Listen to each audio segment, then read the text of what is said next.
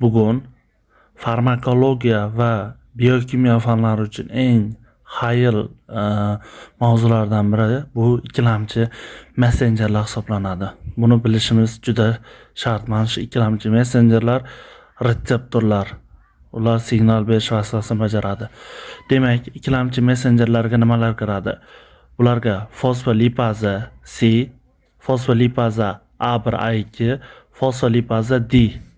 Bundan tashqari adenin siklaza, guanil siklaza, kalsiy ATF hamda GTF hamda fosfodiestraza kabilar kiradi. Birinchisi fosfolipaza C vazifasi nima?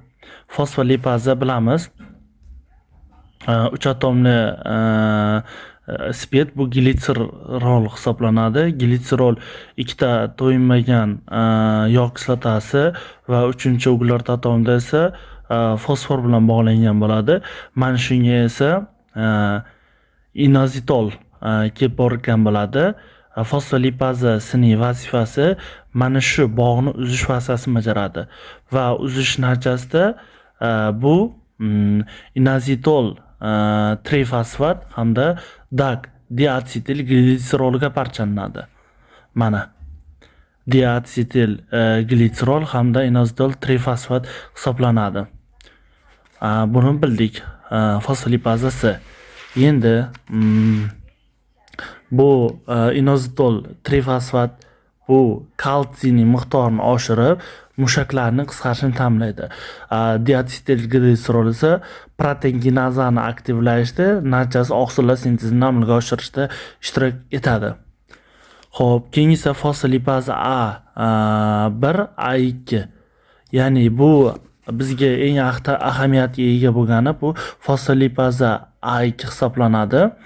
Bu o'sha 3 atomli spirt hamda o'sha murakkab karbon kislotalarning birikishdan hosil bo'lgan mana shu 2-uglerit atomini demak bog'ini uzadi. Natijada bu yerda arachidon kislotasi hosil bo'ladi. Arachidon kislota esa sikloksiginaza hamda lipoksiginaza yo'li bilan parchalanish natijasida bu yallig'lanish mediatorlarini hosil qilar ekan. Bilamiz, yallig'lanish mediatorlari o'sha lekotrinlar, prostaglandinlar, o'sha og'riq mediatorlarini hosil qilishda ishtirok etar edi.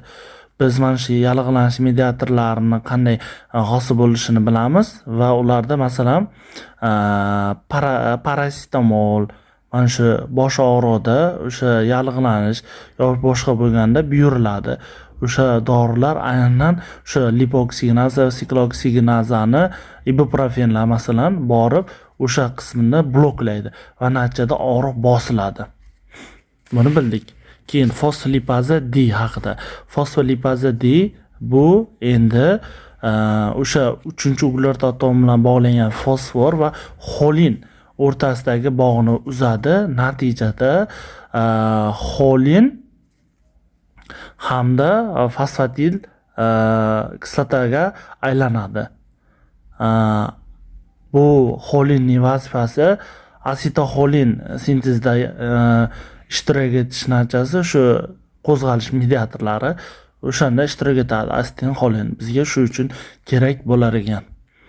Keyingisi adenin siklaza hamda guanil siklazalar hisoblanadi. Bular adenin siklaza o'sha ATFni siklik AMFga hosil qiladi. Siklik AMF esa proteinkinaza ani aktivlash natijasida fosfor o'sha oqsillar sintezida ishtirok etadi. O'sha oqsillar fosforga birikish natijasida yo oqsilni aktivlaydi yoki inaktivlaydi.